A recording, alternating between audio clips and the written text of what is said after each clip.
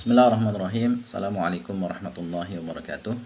Alhamdulillah wassalatu wassalamu ala Rasulillah wa ala alihi wa sahbihi wa mawalah. Amma ba'du, ikhwani fillah, rahimani wa rahimakumullah. Saya akan lanjutkan kembali cerita saya, ya, pengalaman saya belajar bahasa Arab. Dari cerita sebelumnya ya antum sudah tahu ya bahwa saya pertama kali mengenal bahasa Arab itu ketika tinggal di Bogor, ya, ketika saya pindah dari Jakarta ke Bogor untuk kuliah di IPB, ya, Institut Pertanian Bogor. Ya, waktu itu saya tinggal di pertama kali tinggal di Bogor itu tinggal di kos-kosan yang itu kita menyebutnya rumah binaan, ya, rumah binaan yang di situ ada pelajaran bahasa Arabnya. Jadi di samping kita di situ tinggal, tidur, ya, makan, istirahat, ya. Di situ juga ada ya pembinaan keagamaan, diantaranya pembinaan bahasa Arab, ya, sepekan sekali, ya, kita ya penghuni di situ belajar bahasa Arab, ya. Yang ngajar itu ya para alumni IPB, ya, diantaranya alumni IPB, ada juga ya senior di situ yang udah belajar bahasa Arab sebelumnya. Tapi setahun saya belajar di situ ya tetap nggak bisa bahasa Arab, nggak ngerti bahasa Arab, ya. Kenapa? Karena waktu itu memang saya belum termotivasi ya untuk belajar bahasa Arab, jadi nggak semangat ya belajar bahasa Arabnya. Kemudian saya juga belum belum jelas ya target yang ingin dicapai itu apa dengan belajar bahasa Arab waktu itu. Udah gitu ya belajarnya kan sepekan sekali, itu sangat kurang ya. Kalau kata teman saya yang guru bahasa Arab ya, paling enggak ya kalau mau bisa bahasa Arab paling enggak itu sepekan minimal 3 kali pertemuan, ya, sepekan itu. Dan itu pun masih sangat kurang gitu. Sementara saya waktu itu belajarnya cuma sekali dalam sepekan. Wah, sangat-sangat kurang. Sehingga akhirnya setahun belajar nggak bisa bahasa Arab, ya. Dan kemudian ya di tingkat 2 ya, di tingkat 2 saya kemudian pindah kosan, ya, pindah kosan ke kosan yang lebih kecil. Ya, kalau kosan yang pertama itu penghuninya 20-an lebih seingat saya tuh. Kemudian tingkat 2 saya pindah ke kosan yang lebih kecil. Posisinya nggak jauh ya dari kosan saya yang pertama. Dan nama kosannya itu As-Sunnah. Jadi kalau di IPB itu yang kos-kosan itu punya nama-nama ya, ada kayak sebelumnya itu saya Al-Qudwa, ada Al-Qudwa itu depannya itu Wisma Rosa, ya. Kalau mungkin kalau antum ada yang kuliah di IPB dan tinggal di daerah Bali, mungkin tahu Wisma Rosa, ya. Seberangnya Wisma Rosa, besar, ya, kosannya. Ya, ada nama-namanya. Nah, di kosan saya yang kedua itu kita kasih nama As-Sunnah, ya, As-Sunnah. Dan ketika tingkat 2 itu ya di akhir-akhir tingkat 1 itu saya mulai ya ada ketertarikan ya untuk memperdalam agama Islam.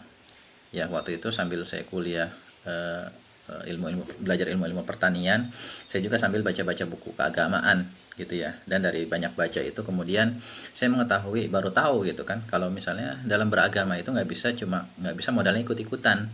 Kalau dulu itu kan ya awal-awal waktu saya kecil gitu kan sampai SMA, bahkan sampai kuliah gitu, kalau beragama itu ya ikut-ikutan aja gitu, ikutan orang melakukan ini ya saya ikut itu, selama menurut saya itu baik ya saya kerjakan gitu. Kalau berkata ini berpendapat seperti ini ya saya ikuti aja selama itu baik, itu yang saya ikuti. Jadi berdasarkan perasaan gitu kan, ikut-ikutan lah intinya. Contohnya misalnya gini, kayak misalnya dulu ya waktu masih SD gitu ya, misalnya kita sholat masbuk nih, ketinggalan, udah selesai nih jamaah yang pertama, wah gimana nih, pengen sholat jamaah, kemudian ngelihat ada orang itu, ya, pernah ngeliat orang itu supaya bisa berjamaah ditepuk pundaknya, tep gitu, kemudian kita sholat di belakangnya gitu.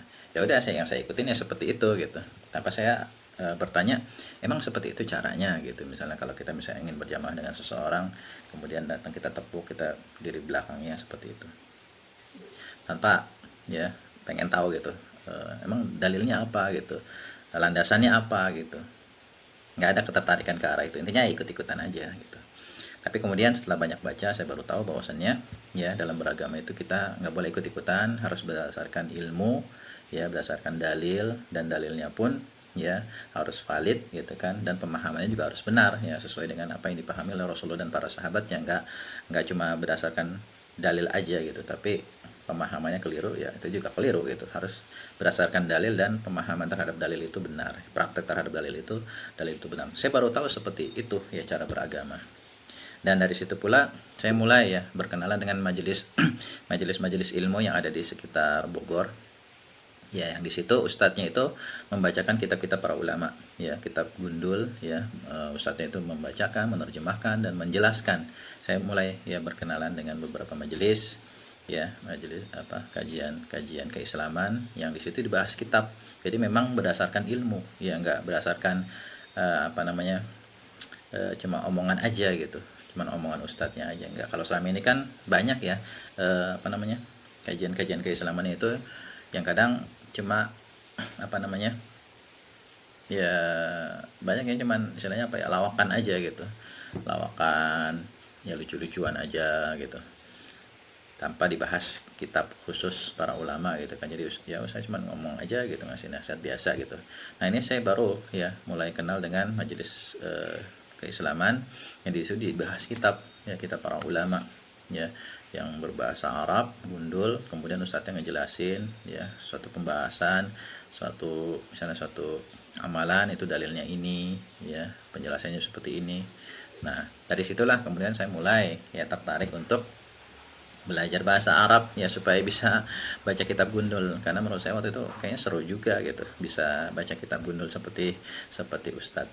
Nah, di tingkat 2 nih alhamdulillah ya, saya tinggal di situ bersama kawan-kawan yang diantaranya itu adalah dia itu alumni Gontor, ya, lulusan Gontor. Jadi dia ya mondok di Gontor ya sekian tahun, 6 tahunan atau lebih mungkin di Gontor, kemudian lulus jadi ustadz gitu kan. Kemudian dia pengabdian entah setahun atau 2 tahun, saya nggak tahu ya, pengabdian di pesantren, pokoknya intinya dia itu ustadz gitu, udah levelnya ustadz.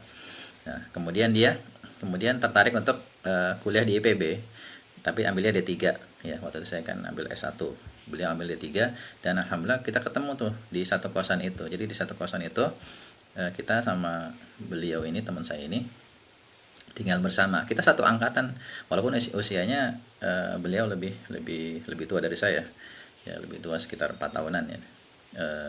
Tapi kita satu angkatan, sama-sama angkatan 35, sama-sama masuknya tahun 98. Dan di kosan yang kedua ini ya penghuninya itu cuma sekitar 6 orang ya, termasuk saya 6 orang, sedikit ya, jauh lebih sedikit dari kosan yang pertama. Kosan yang pertama itu sekitar 20-an orang ya, kosan yang kedua itu cuma sekitar 6 orang. Nah, disitulah kosan kedua itu kemudian saya kembali ya berkenalan dengan bahasa Arab ya. Di antara pengajarnya adalah teman saya itu yang alumni Gontor ya. Sama beliau kita ya teman-teman belajar muhadasah, percakapan ya, belajar percakapan 3 hari ya, 3 pertemuan ya. Jadi dari hari Senin, Selasa, Rabu ya, itu beliau yang ngajarin kita belajar muhadasah, dan materinya itu beliau ambil dari buku-buku yang pernah beliau pelajari di Gontor ya. Di antaranya itu buku ini ya, Daily Conversation ini berisi percakapan ya, kumpulan percakapan ya, kumpulan percakapan 3 bahasa ya, bahasa Arab, kemudian terjemahannya bahasa Indonesia dan bahasa Inggris ya.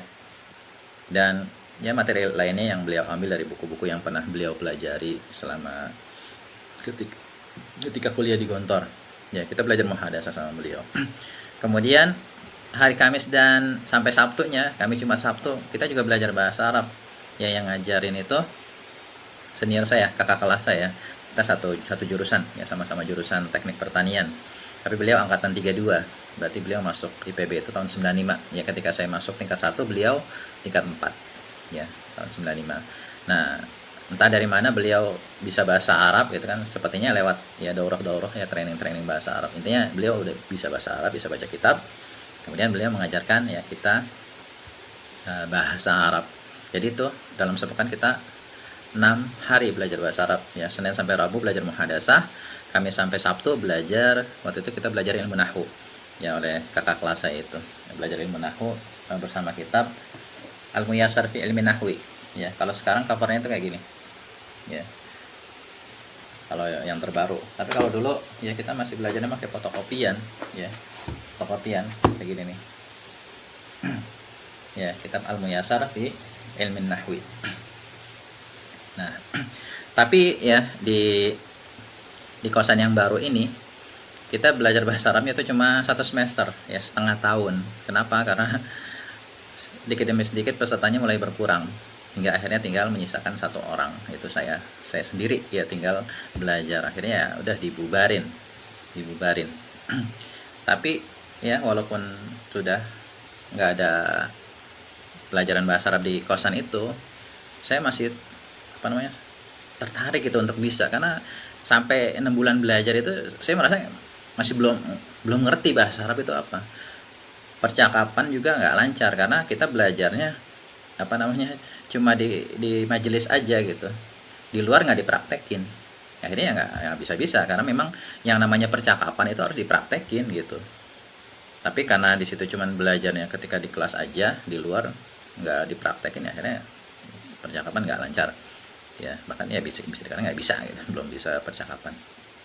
Kemudian untuk ilmu nahunya juga waktu itu belajarnya nggak tuntas, baru sampai setengah buku itu kalau nggak salah, mungkin baru sampai pelajaran isim yang marfu ya, fa'il, mubtada, fa'il itu ya nggak tuntas gitu belajarnya. Dan pernah diadakan ujian gitu ya, nilai saya ya pas-pasan, mungkin dapat 4 atau 5 gitu ya. Jadi itu ya, kita belajar muhadasah sama ilmu nahwu aja, dan 6 bulan belajar saya belum ngerti bahasa Arab itu apa. Tapi ya dengan adanya kajian bahasa Arab di situ, itu semakin menambah motivasi saya untuk terus belajar bahasa Arab, karena memang istilahnya apa ya, kalau saya bilang nanggung kali ya, udah belajar lama kan nggak bisa itu kan sayang gitu. Akhirnya ya memutuskan untuk belajar sendiri. Saya kumpulin ya buku-buku pelajaran bahasa Arab yang ada di toko buku ya. Kalau saya main ke toko buku ya, biasanya saya langsung menuju ke rak buku yang di situ ada buku-buku pelajaran bahasa Arab ya. Kalau ada yang sekiranya bagus, gampang, saya beli. Sehingga waktu itu saya banyak ya ngumpulin buku-buku pelajaran bahasa Arab tingkat pemula ya. Diantaranya waktu itu buku Mukhtarat yang karya Ustadz Aun Rafiq yang dari Gresik. Kemudian kitab Ajurumiyah terjemahannya ya, dan banyak buku tulis-tulisan orang-orang Indonesia juga ada ya, Ustadz Indonesia di toko buku ada tuh buku nahunya, saya beli ya. Tapi kebanyakan yang saya pelajari itu buku nahu ya, buku nahu, hingga akhirnya saya ya belajar tetap nggak ngerti, nggak bisa baca kitab gitu. Dan kemudian waktu itu di PB itu biasanya untuk kenaikan tingkat ya, dari misalnya tingkat 1 ke tingkat 2, tingkat 2 ke tingkat 3 dan seterusnya, itu ada libur sekitar 2 bulan ya, 2 bulan. Nah pada waktu itu saat kenaikan tingkat 2 ke tingkat 3, saya sudah punya niatan ya untuk di rumah itu ya liburan, saya pengen fokus belajar bahasa Arab. Akhirnya saya kumpulin tuh semua buku-buku pelajaran bahasa Arab.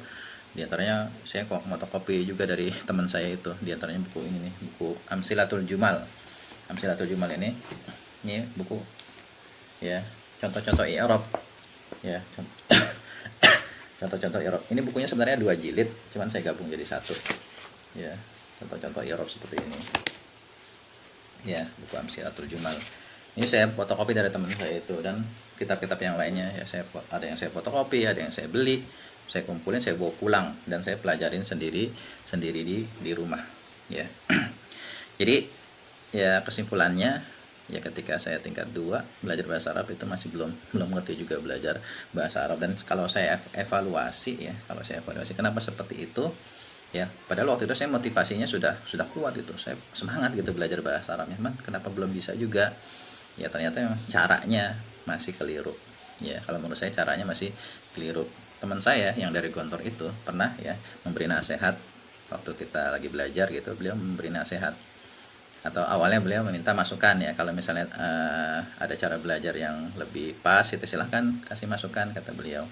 Karena kata beliau ya, belajar itu seperti orang menebang pohon pakai golok ya. Nah kalau yang dipakai itu golok itu kan ada bagian tajam, ada bagian yang tumpul gitu ya. Kalau yang dipakai bagian tumpul itu pohon nggak akan pernah tumbang ya. Mungkin bisa jadi tumbang, tapi lama, dan tenaga yang kita keluarkan itu sangat besar ya. Nah tapi kalau misalnya kita pakai yang tajam, insya Allah nggak lama akan tumbang. Nah belajar juga kayak gitu, kalau ya caranya benar, insya Allah ya dalam waktu yang nggak terlalu lama kita akan bisa ya, mencapai target yang kita inginkan. Tapi kalau caranya salah ya bisa jadi nggak akan pernah bisa gitu. Bisa jadi kita akhirnya berhenti di tengah jalan. Ya banyak orang yang seperti itu. Ya, karena memang kunci sukses belajar itu ya nggak hanya belajar bahasa Arab, yang lainnya. Kalau menurut saya itu yang sangat penting itu ada dua ya strateginya ya. Pertama, kita harus punya motivasi yang kuat dalam diri kita untuk bisa bahasa Arab ya. Dan yang kedua, caranya efektif. Ya, cara belajarnya efektif. Di antara cara belajar yang efektif itu pertama kita punya target yang jelas, misalnya pengen bisa baca kitab. Nah, kemudian setelah punya target yang jelas, kita tahu ya strateginya gimana untuk mencapai target itu. Ya, itu dibicarakan dalam cara belajar yang efektifnya, dibahas di situ gitu. Kalau dua hal ini nggak ada ya, atau misalnya cuma dimiliki salah satunya, itu berat ya untuk sampai tahapan bisa ya. Dan pada waktu itu juga ya, kenapa saya nggak bisa baca kitab walaupun saya 6 bulan udah belajar ya, karena memang belajar ilmu nahunya aja nggak tuntas kan. Kalau untuk bisa baca kitab modalnya harus bisa ilmu nahu kan ya, minimal ilmu nahu dasar itu selesai kita pelajari. Kemudian ya, ilmu sorobnya nggak dipelajari. Ilmu sorobnya nggak dipelajari karena untuk bisa baca kitab itu harus belajar dua ilmu itu, ilmu nahu dan ilmu sorob ya. Makanya ini yang saya ajarin ke teman-teman yang ingin bisa baca kitab, saya ajari ilmu nahu dan ilmu sorob. Kalau dulu saya belajarnya cuma nahu terus gitu, hingga akhirnya ya udah, walaupun udah selesai belajar ilmu nahu, tetap nggak bisa juga baca kitab ya. Karena waktu itu saya, bahkan waktu itu ya, saya masih belum tahu kalau fiil ya, kata kerja itu polanya itu banyak gitu. Yang saya tahu ya fiil itu polanya ya apa yang dijadikan contoh di buku-buku nahwu gitu kan. Ya karena saya belum belajar ilmu nahwu gitu. Ilmu sorof saya belum belajar ilmu sorof. Ini ya udah lama belajar tetap nggak bisa baca kitab. Nah, tapi ya kemudian saya menemukan sebuah buku ya, sebuah kitab ya nggak sengaja saya menemukan kitab ini. Waktu itu saya sedang dalam perjalanan ke Lenteng Agung ya, ke sebuah tempat di Lenteng Agung ya, Jakarta Selatan ya, Lenteng Agung ya. Saya naik kereta dari Bogor, turun di stasiun Lenteng Agung ya. Ketika hendak keluar itu di emperan, di pinggir-pinggir jalan itu ada orang kan jualan buku-buku bekas, itu banyak tuh, ada orang jualan buku bekas. Saya iseng lihat ada buku bahasa Arab, saya lihat ada judulnya bahasa Arab gitu, ada 2 buku ya.